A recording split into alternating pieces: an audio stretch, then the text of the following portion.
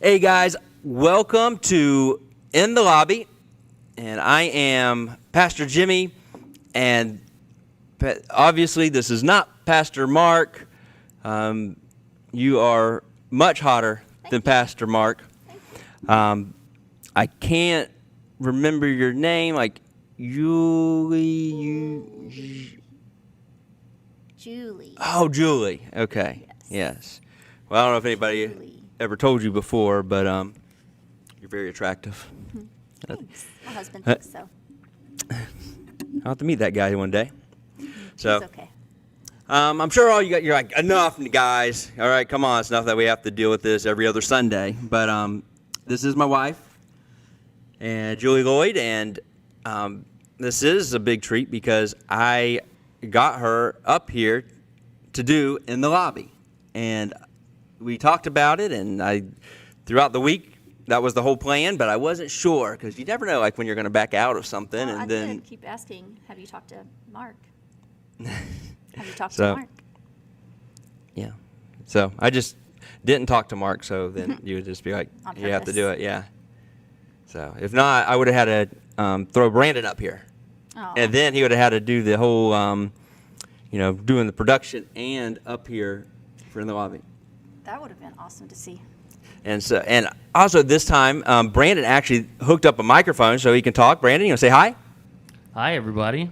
So that is Hi, Brandon. Brandon. Hey. Now, here's the thing. He kind of went out on his own and set up this microphone, and now it just kind of all clicked, like why he's doing all this. He's it's like a hostile takeover. I could take over anytime I want. Yeah, he could. Like he's he's the one that really has the power here, because just Yes, by he a has all the switch he could power. turn us off. He could throw whatever he wants up here on the screen. You can put the cameras on selfie mode. So yeah, so this could end up being a show called In the Sound Booth with Brandon. So I think that's his ultimate plan. So maybe next week that's what it will be. But no, we appreciate everything Brandon does with this. It wouldn't be possible without him. But so thank you guys so much for joining in. I know last week Pastor Chantel and Jackie filled in, and they did a great In the Lobby, really a great job with the subject of why worship. Yep. And we enjoyed it. We were listening to it while we were watching it, listening to it while setting up bedroom furniture. Yes. So that's what we were doing. But Yes. so good stuff. So we'll try to do as good as they did, see how it goes. I think that you had a song planned that you're going to sing, and No. you're like, I can sing way better than Chantel. I never I think that said was your that. exact words. Nope. You're like, yeah, she has nothing on me, and I'm going to show her this Friday In the Lobby. No? Was that not you that said that? That was not me that said that. Must have been somebody else. We'll have to find It was that person. probably, Brandon. like, It's probably Brandon, yes. Yeah, that's why he has the microphone. Yeah. He's gonna, at the end, Brandon. You don't want to tune us off because at the end of this, Brandon just may sing a song and try to show up Chantel. So he may. So that only works if you're watching this live, because if you're watching it after that, then you can just go to the end and see it. Like, that guy's not singing at all. So, how should we start this? I mean, I know we were going to talk about marriage, which is, we're married, so that'd be something obvious that you talk about. Yeah. But, most people that are watching, especially if they're from Fairlawn, they know all about me because every other Sunday I share stories about me and different things, and it's pretty much all about me. Pretty much. So That's like that at no, home, too. No, it's not. But how about you? Why don't you share? Maybe some people, they're like, "Whoa, he's married." They No, I would think they never know. think Yeah, that. they would never think I'm married. No, they would never not think that you're not married. Yeah, I know. But a lot of people that's watching, whether they're from the church or not from the church, they may not know a whole lot about you. So why don't we start that off just about you and where you're from and just whatever else that you might want to share, some background. Okay. Well, I am from Kentucky. I'm from Louisville. I was born and raised for 30 years there in Kentucky, and it's a nice change of pace from the big city being here. And I met you here, so I definitely don't regret moving here. I don't know. I'm in school for human services to work with youth and family as of right now. So we'll see what happens with that. I'm married to you, which is a lot of work and a lot of laughing when you don't think something's funny. You don't have to do that. I'm always funny. No. You're the funniest person you know. I am the funniest person I know, yes. It's true. I don't know. Well, what do you want to know? We have 3 kids. We have a few pets. Yeah, a few, yeah. Just a few. Yeah, just a Constantly few. multiplying. Like bunnies. So, one thing, and it wasn't something that we were planning on talking about, but I know, with us, when we met, I was not in ministry at all. No.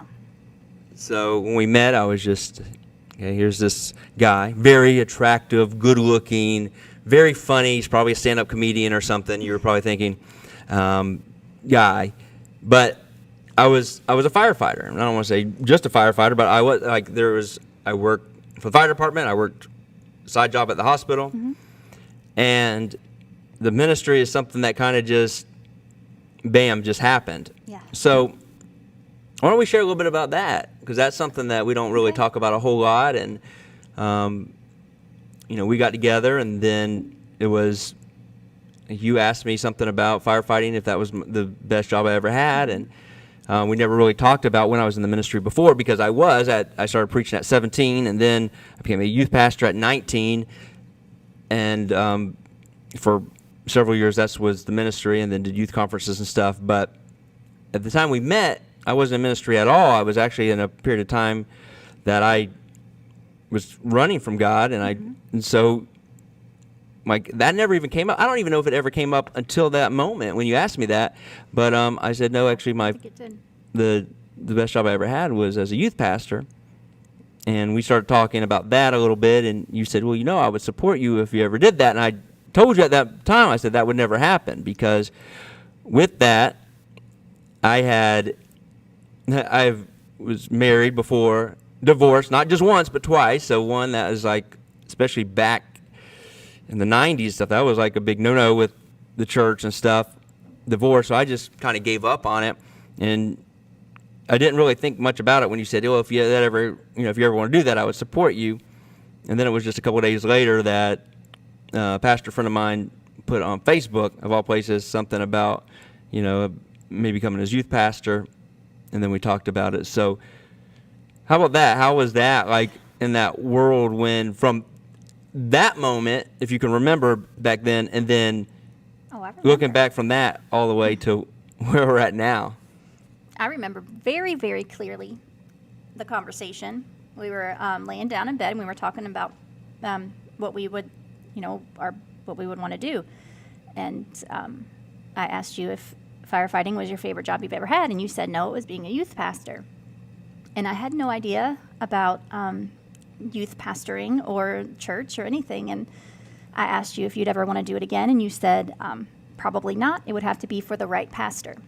And then a couple days later, that's when you were contacted via Facebook, Right. and asked if you would be interested in it. And you had lunch with him, and we talked about it afterwards. And I was like, well, no, because then it was just very funny how it worked out, because you asked me what I would want to do, and I said maybe be a teacher so I could have summers off with the kids. And they were just so happened to be looking for a first grade teacher, and you told me that. Do you remember that? Yes, I do. Yeah. So it was just very crazy how it happened, and I was very naive to all of that, because I did not grow up in the church. And you were like, it'll be a lot of work. It'll be phone calls during the night. It'll be a lot of drama. And I was like, it's okay. I love you. Whatever you want to do, I want you to be happy. There was a lot of naivety. Yeah. I was so naive and just had no idea what I was even saying back then. So Right. And one thing that and a lot of people, they don't see, okay, that's Pastor Jimmy's wife, that's Julie, she's pastor's wife. And a lot of times with churches, I think Fairlawn's pretty good outside of the norm with the expectations that they put on just us in general and the pastors' wives and stuff. But there still is always that. It's like, well, this is how a pastor wife is supposed to be, which is crazy because everybody's different. And I mean, it's to say this is how a certain pastor wife needs to be is just insane. That makes it think like we just go to like the pastor's wives are us and just buy a robot pastor wife. And if only it was that easy. Yeah. So, but with that, what I think a lot of people don't really realize with you is, and I've always, it says a lot about you that you've never been like just coming to church and just being in the congregation. No.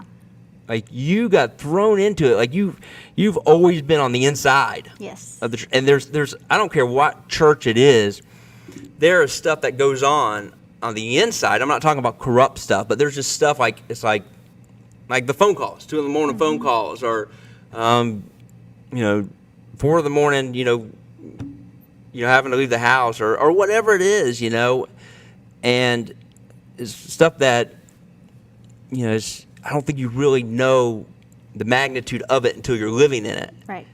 And a lot of pastors' wives, they get like eased into it a little bit. It's like, okay, you grew up in the church. A lot of pastors' wives, their fathers were pastors, or something like that, or anyway. But you're the only woman I know that happened like that, where it was like you grew up Catholic, and then it's like boom, you're thrown into a church situation. You start your relationship with Christ. You get saved, everything, but it's all happened like at one time, and it's just like boom, and now you're thrown into the middle of it, and people are coming to you. I mean, at the time, granted, we were youth pastors, but still, it was like you just kind of got thrown all into it, and it's just like I can remember. I don't know if you remember this.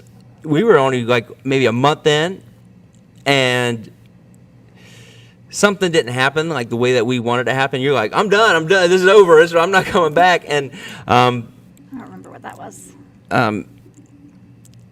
So, and then we talked about it, and I mean, man, just to think about, geez, we could talk for an hour. I think just on that of like just going down that timeline. Yeah. But to think like where we were then, and then how God has moved it, and just like at warp speed.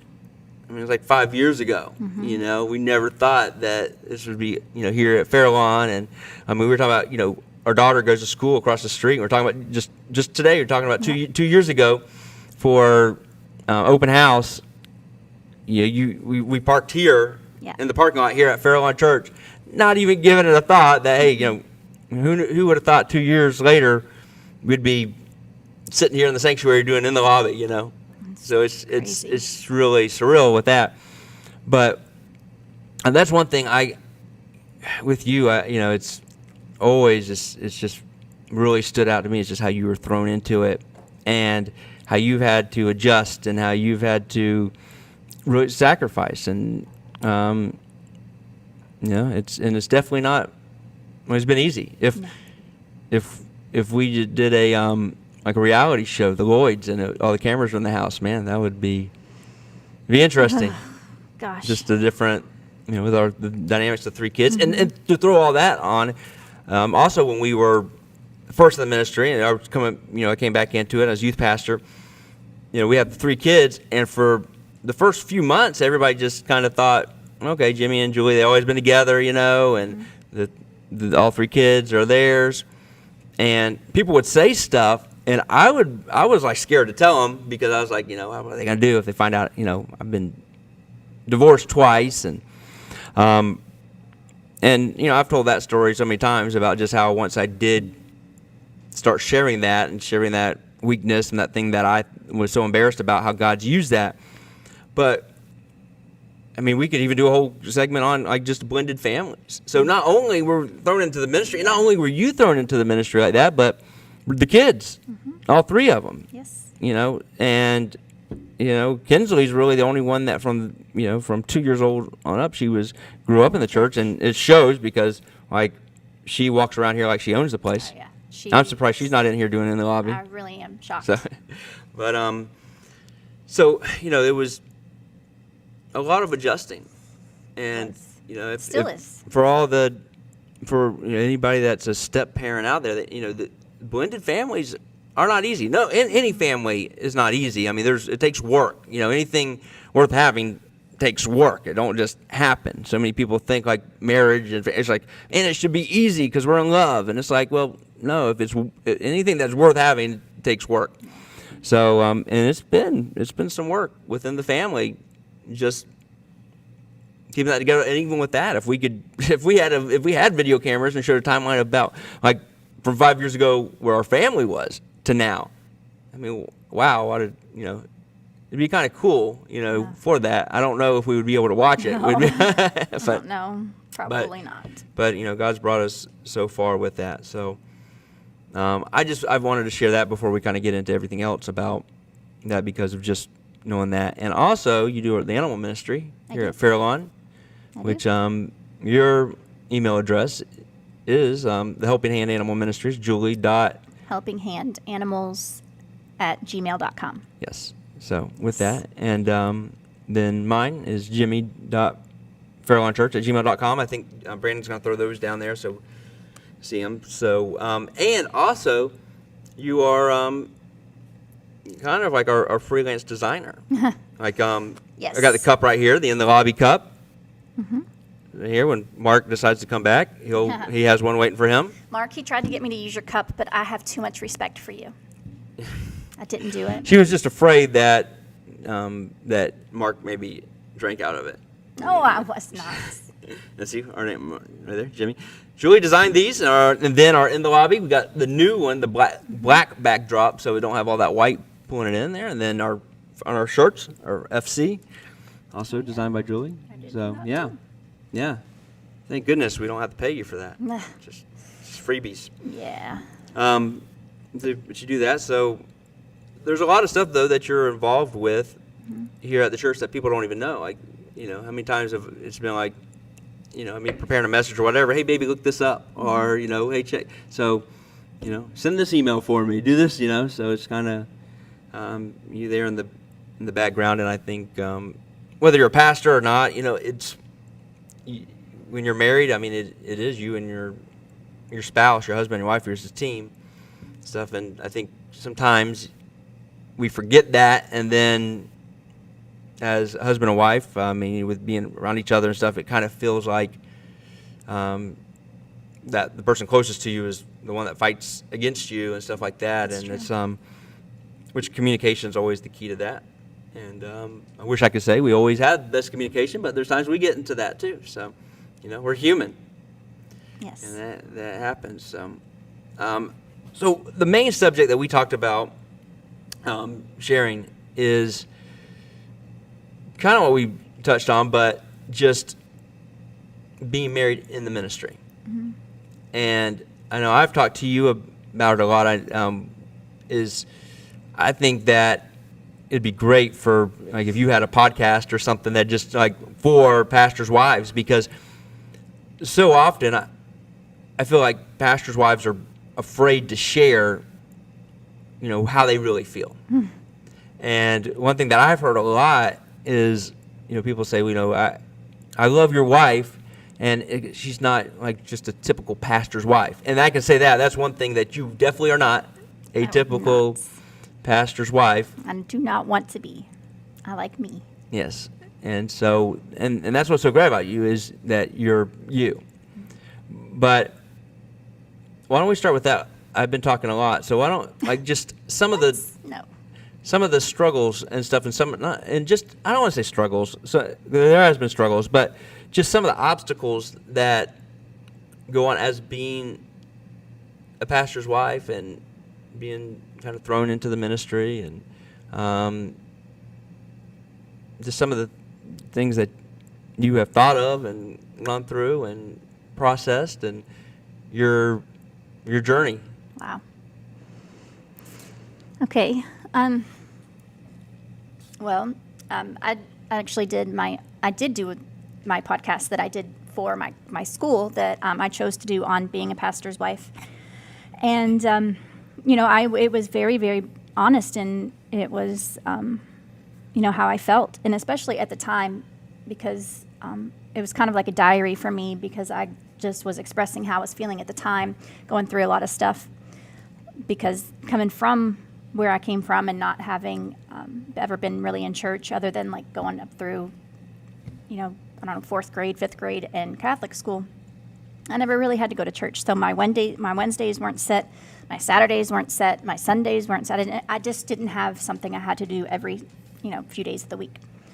So that was extremely tough, and I still really I have to have a separation of that so I don't get overwhelmed in the church, because it is a lot when you aren't used to it.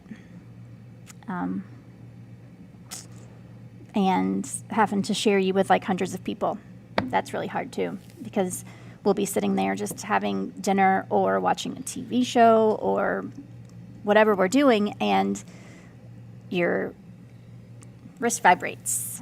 And I'm like, okay. And then your phone rings. I'm like, okay. And, you're on the phone for like ever. So, and those are things that I will never get used to. I don't like to share you with all those people and then having to share you with all of our kids and with the fire department. It's very hard. It's definitely not something that I want to do at all. I don't like it. I've shared it with several people.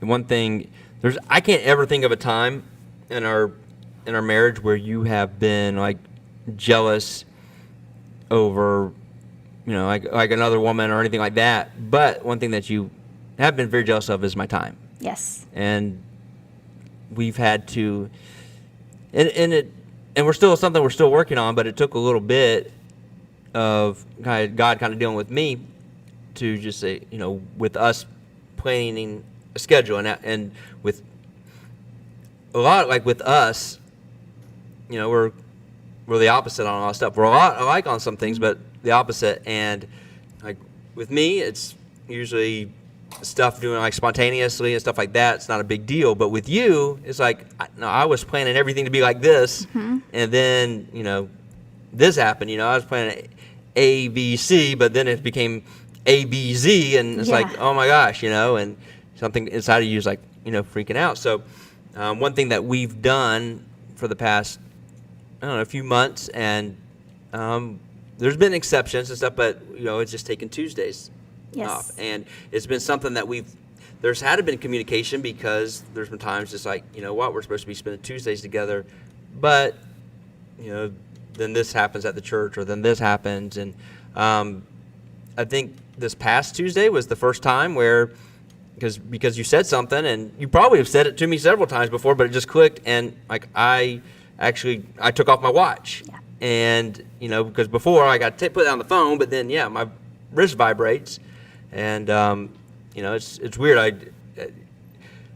Before I didn't even wear watches, and then a few years ago from Blueprint they got me the Apple Watch, and now it's like I feel naked if I don't have my Apple Watch on. Yeah. So taking that off and doing that,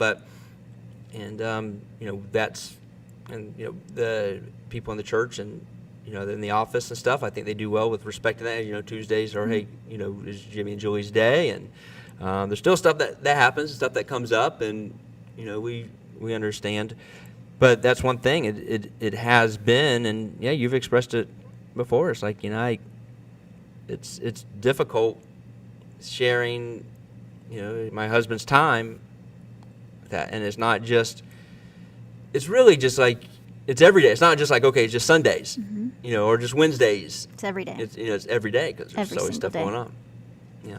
Yeah, and that's just part of being a pastor. You have a pastor's heart, and people are just drawn to you, and there's nothing that I would want to do to change that, because people need you. They'd be a lot of people. You've changed their lives, and I've seen it. I've witnessed it, and I would never want to take that away from them. But it does suck when we're planning a date or we're planning something, and you get a phone call, and you're like on a phone call for like an hour or 20 minutes. So let me ask you this. So I know the answer, but with it, so is there ever times, because pretty much our whole marriage we've been in ministry, And then on top of that is every third day at the fire department, I'm gone for 24 hours. But is there ever times where it's just like, you're like, man, I wish he just was a firefighter. I just wish for the fire department. Has that crossed your mind? A lot. Yeah. All the time, really. At least once a week. Once a Maybe week. twice. Wow, twice a week. Yeah, it does. It crossed my mind a lot because I'm overwhelmed a lot because think about it. We literally met in August of 2015 and we got married in April of 2016 and we went into ministry April 2016. So we really have only gotten 6 months together? Where we could maybe be married and not have all these extra responsibilities, because when you were a firefighter, you just came home and that was it. Yeah. And now you have this whole other job where other people depend on you, even when you're at home. And it's not just me, it's not just the kids, it's hundreds of people. So it is very hard. And I do wish that I would have never asked you that question, is firefighting your favorite job? Because sometimes I do regret that answer. Yeah. How do you think, though, so with that, because I know before you've talked, and you're actually one that has said it, is this is, with pastoring, this is what you were created to do. This is what you're called to do. I remember you saying that to me. Yes. So, and I know we've talked about it, because there was one point back when we were youth pastors where I did resign in our marriage, and it ended up only being a 1 month thing. But it was just this, my marriage, and it always will be my marriage and my family. That's first. That's I know there's times it don't look like that, but there was a time when that happened. With that, though, with you seeing that, so that has to be sometimes a struggle with you, though, because it's okay, I know this is what he was called to do, but I wish he didn't do it, So how do you deal with that? How is that I don't deal with it. People look at me all the time, and they see my face, they see my reactions, they see I withdraw a lot of times because it's upsetting. I don't know how to handle that because you're so different. I do love people and I enjoy having conversations with people and helping people. I mean, that's why I started the Helping Hand, but I am very jealous when it comes to my time with you, and it sucks when I have to share you with people, and I don't know how to handle those feelings. So a lot of time I'm just withdrawn, and I just kind of go into a corner and just play out the motions of what I'm supposed to do. Well, I have throughout the time here at Fairlawn, we're on our second year now with that. It's crazy to think that's been almost a little over a year. And I remember when we were first offered the position and coming here, and we talked about it, and I told you, I said, if this isn't something that you feel like you could handle, that you want to do, you were not going to do it. And your response, I don't know if you remember it, but it was there's no way I could say no. It's what I would never. You're supposed to be doing. Yeah. So it's taken sacrifice. I don't think anybody, unless you are a pastor's wife, or maybe if you were a pastor's kid or something, you might kind of know. But I don't know that just regular people in the congregation or out there really realize the sacrifices that a pastor's spouse. And I don't want to just say pastor's wife, because there are women pastors out there too, where it's the opposite, and it's the husband. So I don't know if people really will ever fully grasp what the sacrifices that not only the wife but the kids too, because it takes me away from the kids, and then a lot of times it puts that on you, back on you with doing that. And so and I feel like with the kids, I'm very hands-on with that, and the kids are really, all three of them right now are have been working in the church and helping with the church and stuff like that. It's become a big part of their lives, but it's taken some time even with that. Yeah.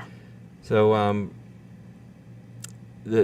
I don't know that anybody ever, I don't know that, just normally, and I think that's why I believe it's important for you to share that, because not just so that it's like, okay, people, so they know, hey, how much I sacrifice, so for a pat on the back, but, I know that there is a lot of spouses that are in the ministry that feel the same way, and they feel like they're all alone and they don't have anybody to talk to. So that's the reason I was really excited when you said, hey, I'd like to do it in the lobby with you sometime, and it just kind of worked out for this week. But I was excited about it because it's like there's a voice in you that needs to be, for it to be heard, and I believe that God has, He's created you the way that He has, but it's also, you can minister to so many other spouses out there that are going through that same thing and doing that, and not to where it's like, okay, we got all the answers, because obviously through this conversation, it's very, like, none of this was scripted, so it's very real of just you sharing, hey, I'm still dealing with this, or even when I asked you, how do you deal with it, it's like, I don't, so so it's not just, okay, we accomplished this is done, now we're here and we can counsel and tell everybody else and write a book about the 7 ways to be married in ministry. There's no answer that is going to be the correct answer for how to be married in ministry, because everybody's marriage is different. Right. So through that, I'm saying we're not here, obviously not saying, hey, we have all the answers, because we don't. But I believe that there's just, with you, it's so important for your voice to be heard and for you to be there. And, that's one thing, with doing the podcast that you did for school, and there was only like a really handful of people that heard it, but I mean, it was as real as it gets. And I think that's so needed, because there's so much fake within the church, and especially growing up in it, I've seen a lot of it, and like, there's nothing fake about you. Like, you are as real as it gets. Like, it's so, and with that, people need to see that, and hear that, and say, hey, I don't have to be this certain way. And for pastors and husbands or anybody, it's like,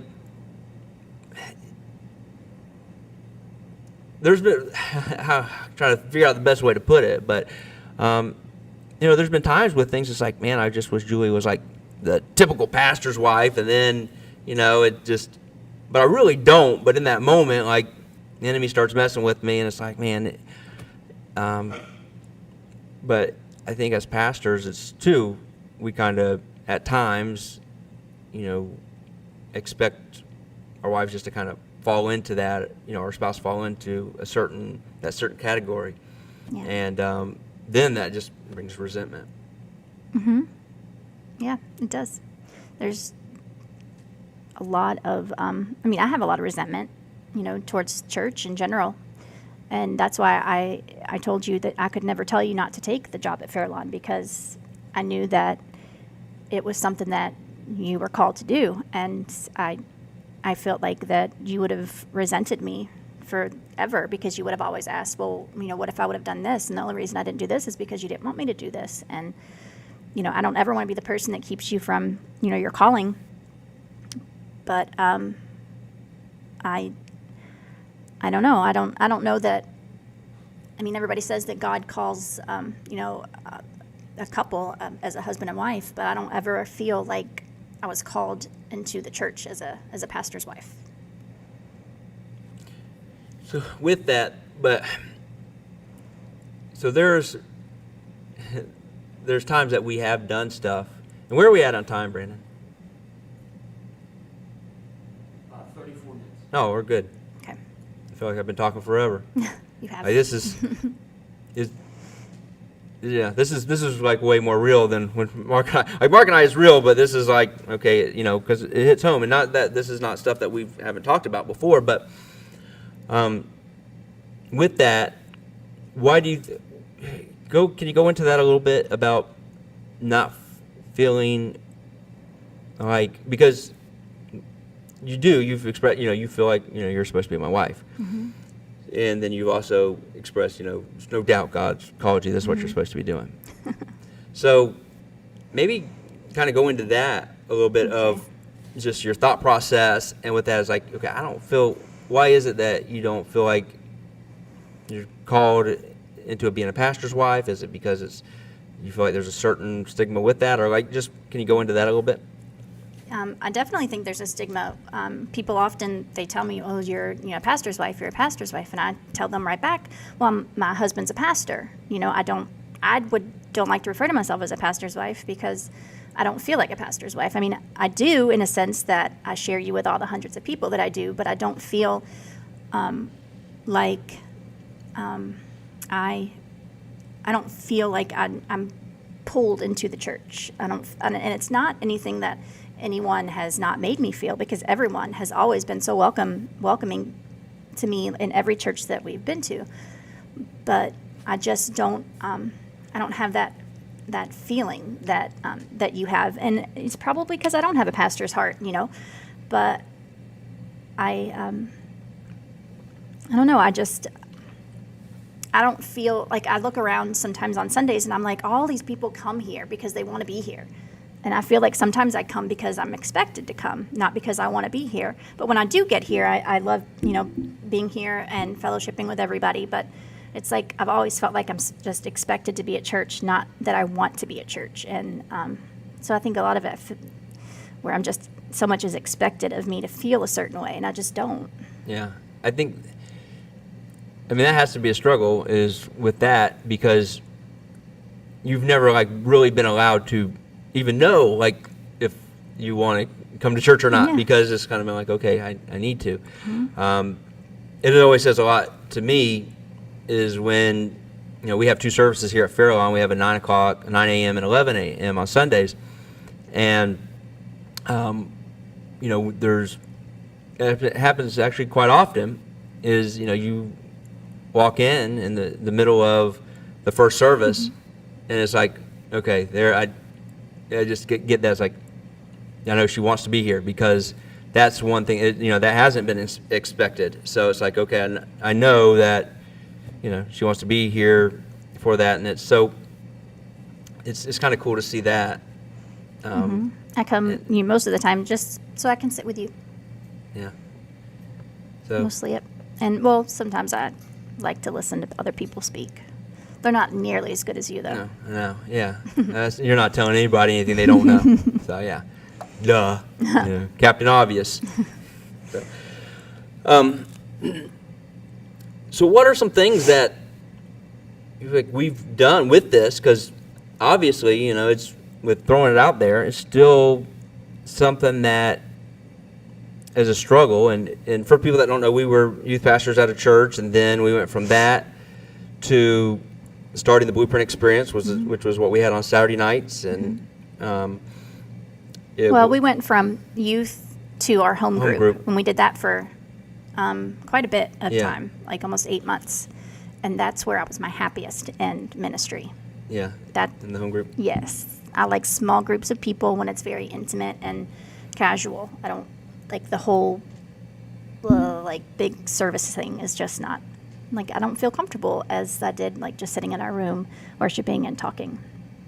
But they're even with that, and of course, that's why I love home groups, because mm-hmm. it is so intimate. Mm-hmm. And I was telling someone not too long ago, they started a church, and it's in a living room, and they were asking me, because that's how we started the Blueprint, and they were asking me, how do we get it where, people take worship, I don't say serious, but, everybody's just kind of sitting around and stuff. And my biggest advice to them is don't try to make the church at home like a church in the sanctuary, because mm-hmm. there's something about that. There's a need for that too, and that's mm-hmm. why, my heart is always going to go, is towards, home groups, because it gives you the opportunity to be intimate. Instead of having 100 people, you have 10 or 15. And with our home group, the reason it started getting to where we were like sardines in our house, mm-hmm. and it's like, okay, we got to do something, and that's kind of how the Blueprint kind of came out of that. And out of the home group came out like the core leadership team from the Blueprint, which mm-hmm. And then through that, most of us are still together with here at Fairlawn. So it's kind of cool to see that, and a group of people that I really feel like God put us together with to do ministry. But with there's something that that intimacy where it's it is there for the home groups, and I think it is so important. Right now here at Fairlawn, we don't have.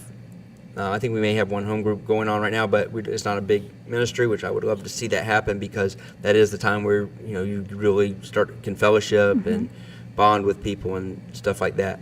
Now, with saying that, I think it's because people talk a lot of times about, with me being on stage and especially like with the camera and stuff. What people don't know a lot of times, they're like, "Man, you are like a natural in front of the camera."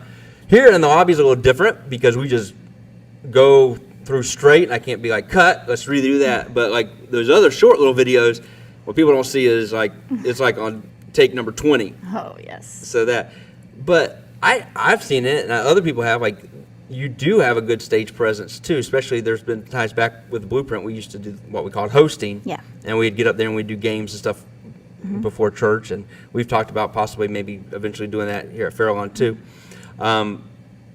But there's times that I've seen you like in your element in front of like a larger group, and it's cool to see that too. So I think sometimes you don't give yourself enough credit with that, because it's I like little small crowds, and maybe I don't know, maybe it's because we're up there doing it together. I don't know, but you do really well with that. You definitely are in your element, like when the small groups, just like when we do the ladies brunches, and stuff. And I'm here doing stuff around the church, but I see that, and the fellowship. That's where some of the women in the church have gotten to know you and things like that. And then even before church and after church, you just spending one-on-one time, and I mean that is where you thrive, because I know I like spending one-on-one time with you. So maybe a little later we'll get a little more one-on-one. No. We have way too many open houses and stuff to do tonight, baby. And a dishwasher to install. Maybe if you get that dishwasher put in, we can spend some one-on-one time. All right, guys, that's it for in the lobby. We're yeah. All right. Yeah, see what she did there? Yeah. Now that dishwasher definitely going to get installed. That's it. I needed it installed, guys. So with that, I wanted to share. In Ephesians chapter 5, 25, 33, it goes into husbands and wives. And I had it here. I got it on the screen here, so I'm going to read it first. And this version, what version is this here? This is probably... It's not the Passion. I'm going to read it in the Passion. But this is probably... I don't say right here, but it's probably New King James. It says, Ephesians 5:25, it says, for husbands, this means love your wives just as Christ loved the church. He gave up his life for her, talking about the church.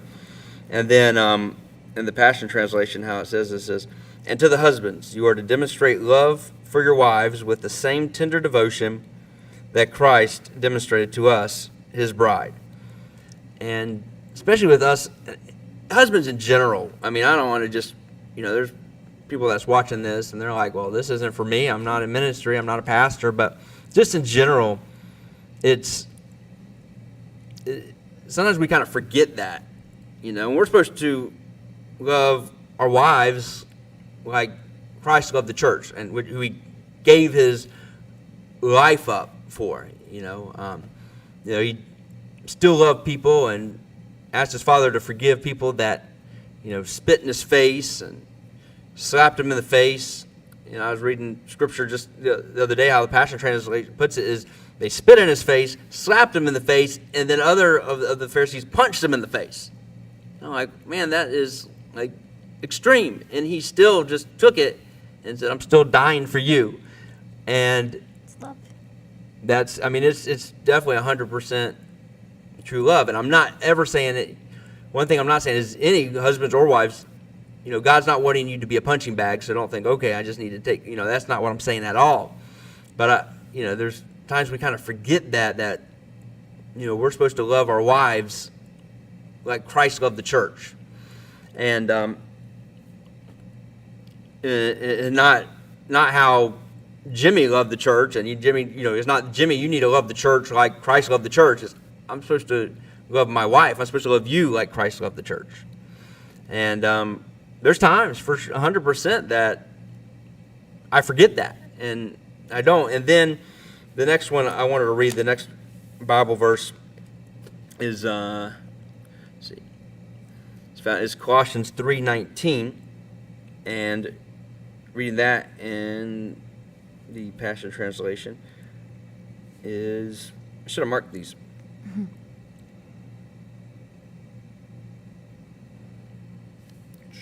Is it not? It is. This is let every husband be filled with cherishing love for his wife, and never be insensitive towards her. And that, I don't know if there's any husband other than my granddaddy. He might could read that and not feel convicted. But I don't know if there's any husband that can read that and not feel some conviction. It's like, never be insensitive. Like, I mean, there's some times I've been insensitive. There's times, it's so. I mean, there's a mandate. There is of how husbands are supposed to love their wives, and the opposite too. How wives are supposed to love their husbands. But me being a husband, just pointing that out, like my number one ministry, it should be you. And there's definitely been times where I failed to show you that, and I've asked for your forgiveness on it before. You always do. You always do that, and that's part of marriage, is just constantly forgiving each other before they even ask. But I'm 100%. There's been times that I kind of forget that, and then God kind of has to take me on this journey and show me, all right, Jimmy, you're wrong.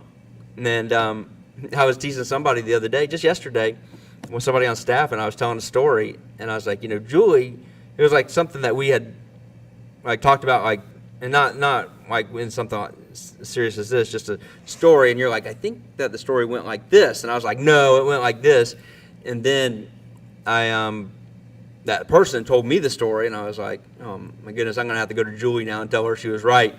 Oh, what was the story? We'll talk about it later, but you would know. You'd be like, oh yeah, it's not that big of a deal. And then it was actually the pastor that we sat under as youth pastors. One thing that he said that has always stuck out to me is that the husbands, that your wife is your garden, and you're the gardener, not the husband's not the wife's garden, because you're like, well, how about me, but if we're supposed to love our wives like Christ loved the church, I mean, I never saw a time where Jesus was like, when are these people going to start doing stuff for me? It's never. So with that, as husbands, our wives are our garden. And something that he said all the time is, if there's weeds in your garden, you're obviously not taking care of your garden. You're off, if we, neither one of us are big gardeners at all, but, if you plant a garden, whether it's flowers, fruit, or whatever, if you just throw those seeds down there and then you walk away, it's going to be very rare, unless maybe some tomatoes, which tomatoes are gross. Banana trees. Banana trees, yeah. But it's really hard to just throw seeds down and for it to produce any fruit. Right. But we know people. We know there's one lady in our church that that is like her calling to be a gardener, and like everything she touches like just grows. But but we've seen her. She spent hours, even stuff here at the church, hours taking care of stuff, and then we see the end result of that, which is something beautiful. But it didn't just happen, just overnight. It was taking care of it, and that's something that has stuck with me for the past, say, 5 years or throughout our marriage, is that you are my garden. God's given me you to take care of you with that. And at times, is if there's weeds in my garden or if it's not producing fruit or something, I need to go back and look at Jimmy and say, am I doing what I need to do as a gardener with this? So that's something that has helped me over and over again is just, my wife is my garden, and I need to take care of it. And how do I do that? Well, spending time with you and us spending time. I mean, I will say we do often, but I know you're going to say not often enough. It's just in the mornings, waking up, drinking coffee, and just we don't do talking. it enough. That's my favorite thing. Yeah. So, and with that, we'll do devotions together. Or sometimes we'll just sit there and talk. And, but your garden's not going to produce fruit if you don't spend any time in it, taking care of it, and doing that. So, and not that's the only time we spend together. But, you've made the comment is your day just it seems everything just kind of goes by better when that happens. When we do that. So I think that's important. And I wanted to share that for any husbands, whether you're in ministry, not in ministry, looking at it as, your wife is your garden, to take care of it and to do that. And then if you do that, then when that fruit comes up, when you have a garden and it's producing fruit, then the garden takes care of you because you get to go out there and eat that fruit, whatever fruit it is.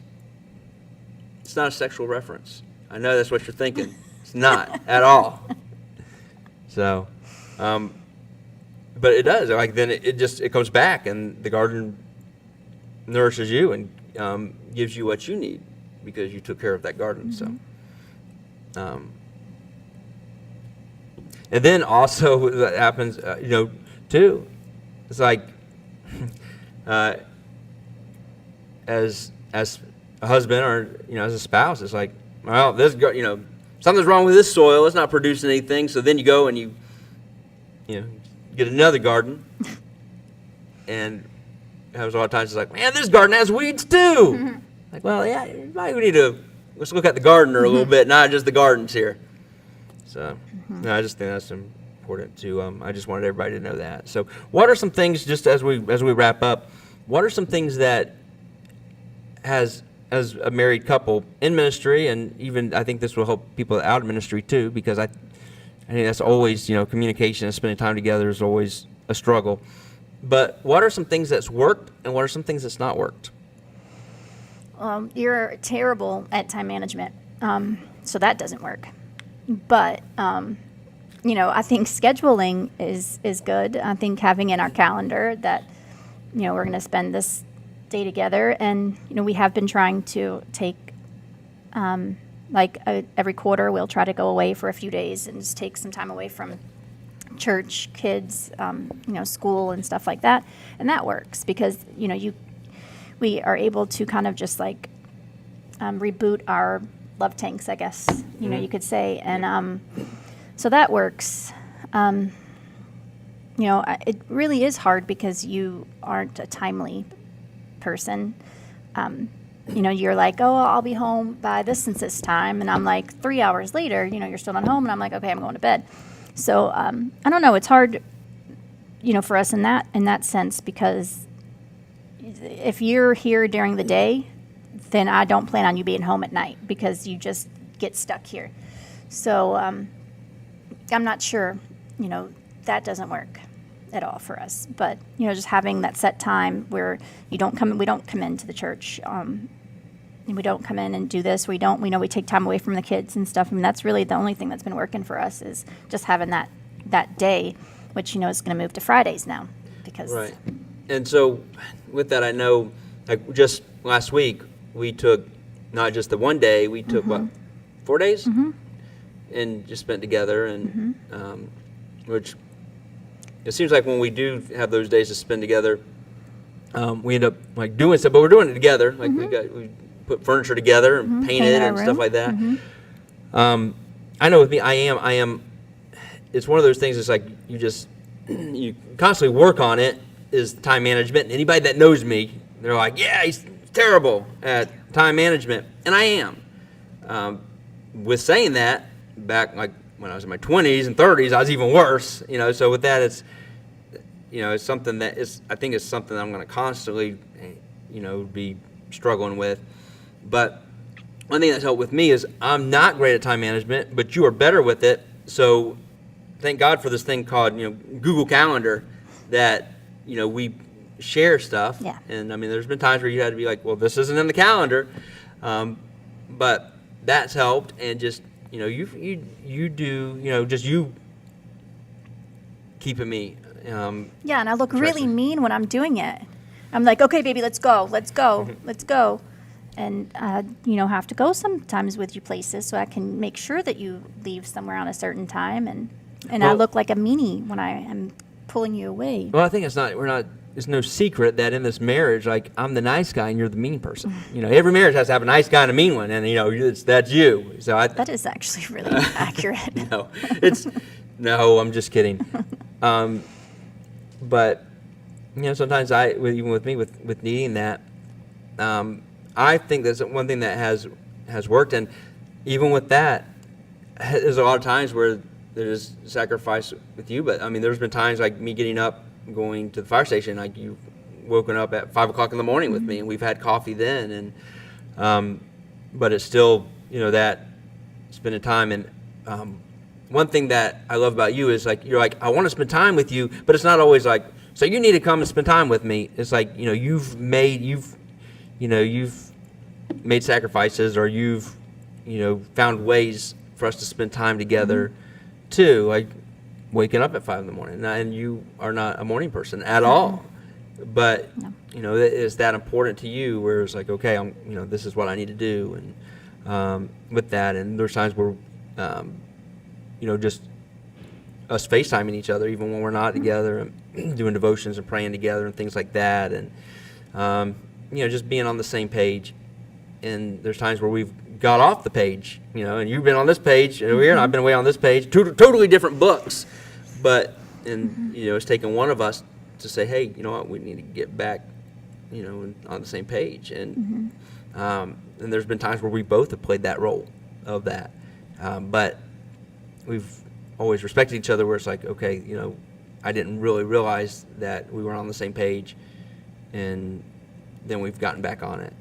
And that's probably something, just going through marriage. I mean, man, geez, I think the divorce rate in the world is the same as the church. Like, there's no difference, which is a shame, but there's no difference. It's the same exact percentage. So it's, this marriage thing's not easy. No. It's not like, oh, we loved each other, and that's it. No, it You add takes in work church, too. and then you add in a blended family, and whew. They have, within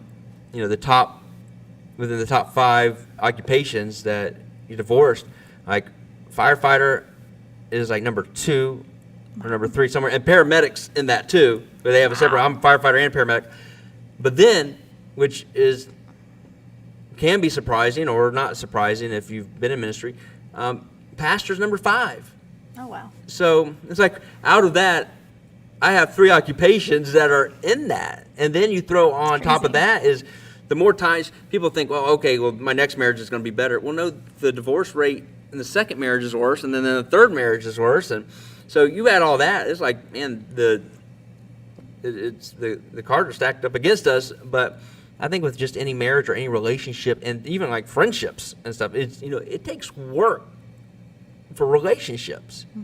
Relationships with your kids, relationships with your spouse, relationship with your friends, with your coworkers. I mean, it takes work. And if anybody's expecting just a relationship just to work, or just to kind of fall into place and never be anywhere, I think you're probably fooling yourselves. And if you're like, well, no, I got a relationship with this one person, it's not any work. Well, it's probably because that other person's doing like twice as much work, so that you don't, that's why it feels like it's not. But yeah, man, relationships take work. They do. And if it's important, anything worth having is going to take work. Yeah. And there's no doubt you're definitely worth having. And Aw, thanks, baby. so, and I love you, and we tell each other that often, but there's no way that I would be where I'm at, or even be doing any of this without you. And I think it just says so much, one, that you came on this in the lobby, and like I said, there's one thing Julie's never, and that's fake. But just saying how it is, like, it's funny. Anytime like you get the microphone, I'm like, oh, I'm gonna have to fix this. and I never do. It's God always just works it out, and He puts the right things. But it's really been cool to see, like, even I think the stuff that God has showed me and stuff that I've noticed that God doing it within you that you probably don't even realize. It's been really cool to see that, and I constantly thank God that I get like a front row seat to that. Like, Thanks, baby. and it's just really awesome. And I for me, I can't wait to see what God's going to continue to do in your life and your ministry, and of course us together as a us as a family with all 5 of us. But I just want to tell you, and for everybody, thank you for all you do and just loving me the way you do, and just constantly having my back and us just walking through this thing together. So thank you. Oh, yeah, make me cry. So Well, I also want to add this is that I am able to come up here and like speak the truth and speak how I feel because you don't have expectations for me. And so I don't have to be the typical pastor's wife. And you allow me to feel how I feel and not feel it in secret. And so I appreciate that because I can't imagine having the feelings that I feel and not being able to talk to anyone about it because I have to feel shamed for feeling it. So yeah. I appreciate that you let me be who I am and you let me be that person even in church. Yeah. So thank you. And I love you. Love you. So, all right, guys. I got a dishwasher to install, so I'll just tell you guys, thank you so much for tuning in and for in the lobby, and hope to see everybody this Sunday, either 9 a.m. or 11 a.m. Or both. Or both. You can come, and always big advocate on that, is coming and sitting through both of them. Brandon sits through both of them. You can join Brandon for both services. Or me. I'll probably come for both. So I'll be speaking this Sunday. So at this moment, I have no idea what I'm speaking on. Well, I kind of have an idea, but I'm not sure. The message hasn't been written yet. But anyways, guys, thank you so much. If you are a part of the Fairlawn family, thank you for doing life and ministry with the Lloyds, and especially big thank you and shout out to the Acox for doing that, because they got 2 Lloyds to have to deal. Well, really 5, but they got, especially us, and that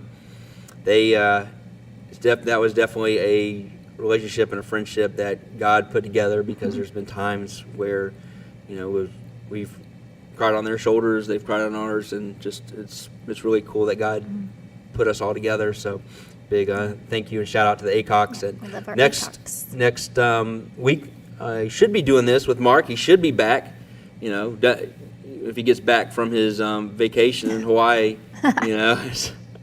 But anyways, all right, thank you guys, and look forward to seeing you on Sunday. All right, love y'all.